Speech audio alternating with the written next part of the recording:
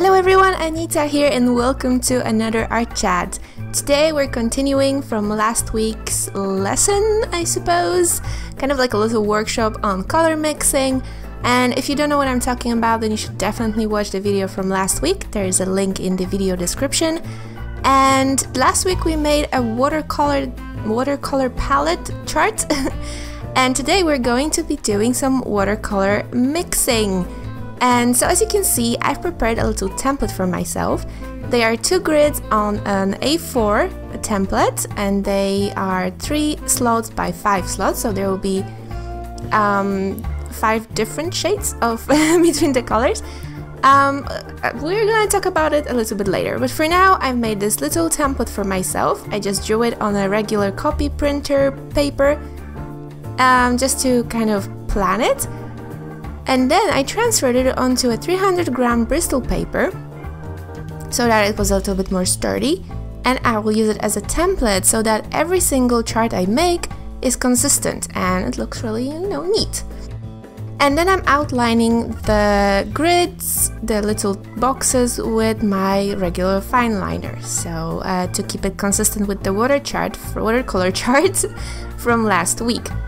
And I'm using my regular arch paper, the thinner kind, and yeah. So as you can see here, I have my chart from last week and I'm choosing colors to mix. So I've decided to choose this Madder Lake Deep and some Prussian blue.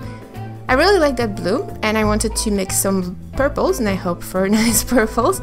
And I also wanted to choose colors that I normally don't really touch, and Madder Lake is something that I've never even noticed this color before. Well, that's a lie, I did, but I didn't know it. So I've decided to do this mixing a little bit slower so that you can see what I'm doing, what I'm exactly doing. So I work with 2 colors, and I'm using just a flat brush because it's a little bit easier to fill the grids with a flat brush.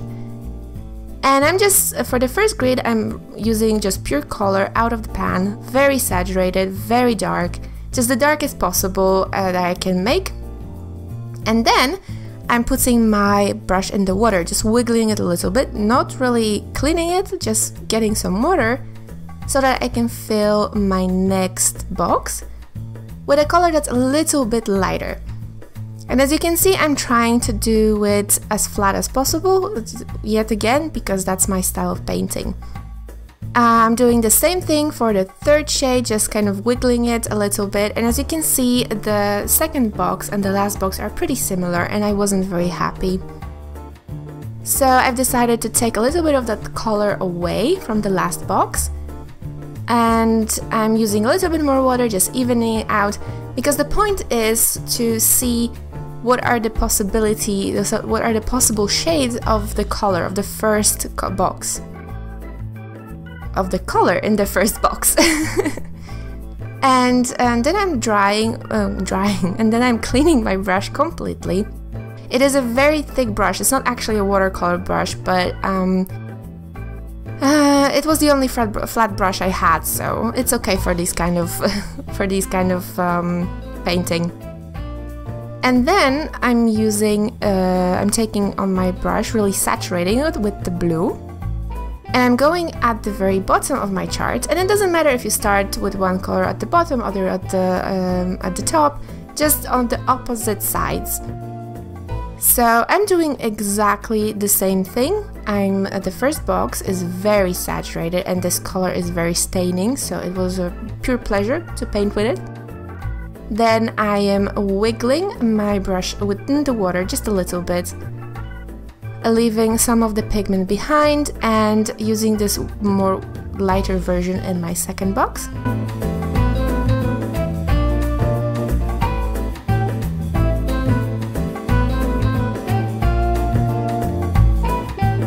And then I am doing the same thing for the third box.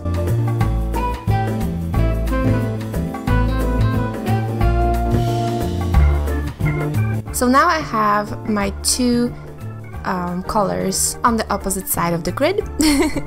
And I'm putting my palette away, and I will be just working with those 2 colors. So the way I actually work on this one, and this was the very first chart I've done, so you can see exactly what problems I run into. And the more I worked on it, the more kind of like I got the hang of it, and it was much easier to actually fill all the grids. It was, you just get practice, you know, like with everything. So I'm adding a darker color to the lighter color, just bit by bit, and trying to work the 3 middle shades. So basically the first straight under the red should be red with just a little bit of blue. So this color has to be more red than blue. And it's this kind of like a reddish purplish color. I didn't really like this color that much, but I did like the second shade, the middle shade. And I'm doing exactly the same thing as with the pure colors, so just wiggling my brush a little bit in the water, getting rid of the pigment, filling in the second box, then dipping my brush again and filling the third box with the lightest shade. And I'm trying to be really neat with this because I wanted to have kind of an archive of the colors, and I figured this would be something that will serve me for a while, so I wanted it to be really neat. And as you can see, I came up again with a problem here, and that I don't have enough color. And I was really stubborn. As you can see, I tried to just fill in the space with the color I had, but more often you will just have to add extra color to your palette, because this will not be enough. And I already realized that I will not have enough.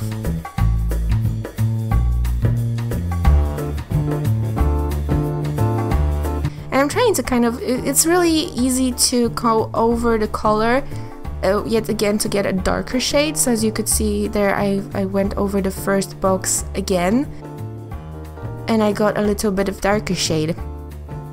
As you can see now, I'm opening my palette, getting some of that red again, and trying to get the darker shade now.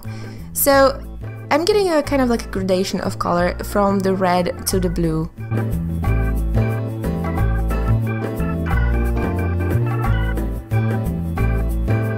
And there's absolutely nothing wrong with repeating the same process. If you think that your color is not saturated enough, or that you didn't really hit that shade that should be the middle tone, then by all means you have to go back and fix it, because it's as long as it, you know, bothers you, you will see it.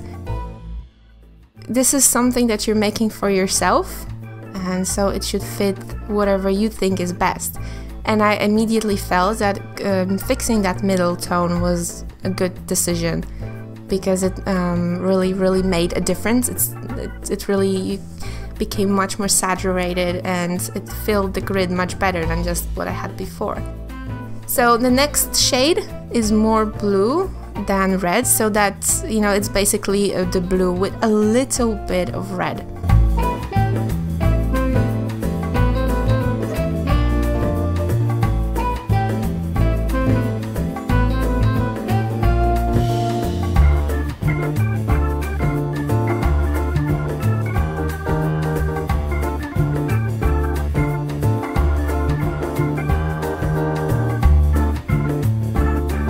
And then I'm actually writing the colors under the main mixing shades, the main mixing colors, just to make sure that I remember what they were.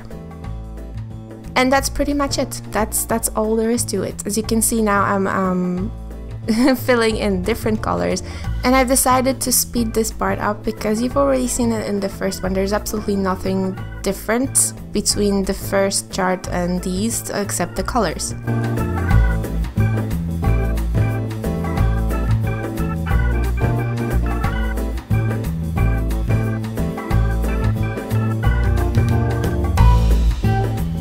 When I was choosing the colors for this, for the charts, I tried choosing colors that I don't use a lot, but also the colors that are more or less my favorites, or the colors I would like to see mixed. So as for example here, I really wanted to find a nice shade of teal.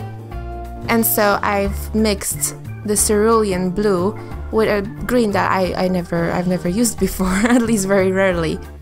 And I found shades that I've never seen coming from my palette, so that's a really interesting combination there.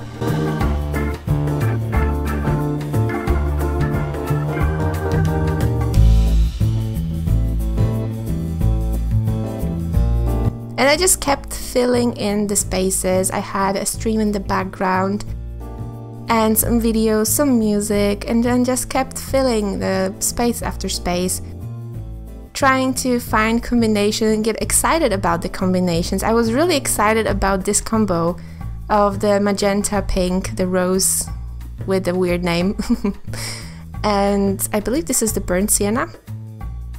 And oh, I was really excited about this combination. I picked it because I thought that it wouldn't mix well, and to my surprise it created some really amazing peachy orange shades that I absolutely didn't expect to actually mix from those two colors. When I think about it logically, of course they would mix, but I've just never done it before by myself. So especially the middle tones in this one particular chart, I absolutely love them.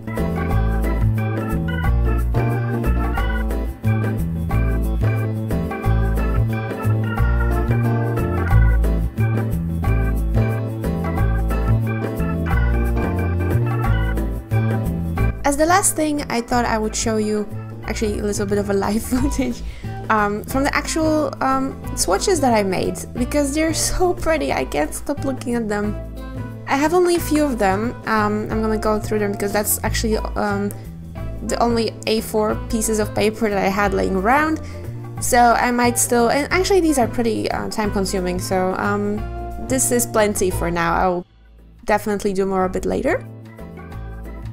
And so as you can see here, I have each of the sheets, and how pretty is that? I mean, this is absolutely stunning. The colors, I'm especially interested in the two last rows, so the lighter ones, the more pastel colors. I mean, this pinkish red over here, oh my god, it's so perfect. And it's actually, it's made out of burnt sienna and let's call it magenta. Yes, that's a magenta color, definitely. I really love the middle rows, but this color in particular, and also this one over here, this teal color, it's absolutely gorgeous. Honestly, if I didn't do this, I would never ever like discover it. Or at least I would discover it and then forget about it immediately. So it's really nice to actually have some kind of record. I'm really digging these shades of ultramarine mixed with the Naples yellow red. Absolutely gorgeous. It's like kind of like a jeans color. Doesn't it remind you of jeans? I don't know how well it picks up on camera. I'll try to readjust the color so they're as good as the original. But it's really hard, as you probably may imagine. And this gray, I know of course that brown and blue will create this neutral grays, but this one is so pretty. It still has this little like tint of yellow. It's really gorgeous. And of course the purple is so pretty. I can't stop looking at this. It's really just for the viewing pleasure. Isn't this nice? I'm getting way too excited about the color swatches. It's really awesome. And this magenta color, it's magenta, just so you know. It's really nice. I mean, of course, I keep calling it magenta. I know it has a different name, but it is a kind of a magenta color, let's be honest here. And I kept actually mixing. I have a magenta from Winsor & Newton, and I kept mixing it with Prussian blue for this really nice purple. So I'm really glad that I actually made this swatch, because I really love this shade of purple, and it looks completely different on camera now that I'm looking at it and actually in person. And my last swatch with the orange peachy shades. This is such a nice color, I love it. And then the more, I'm looking for a really nice teal color, just from my own mix. I haven't found the shade I like yet, so the search continues. And yeah, I will keep doing them. I really love making those charts. So yeah, if you enjoyed it, I highly encourage you to try it as well. I have my little template laying around with those sheets for the future use. So I highly encourage you to try it yourself. And yeah, that's probably it for today. If you liked the video, please hit that like button. I really appreciate it. And maybe subscribe if you are not subscribed yet and would like to see more of my videos. Thank you so much for watching, and I will see you next time. Bye!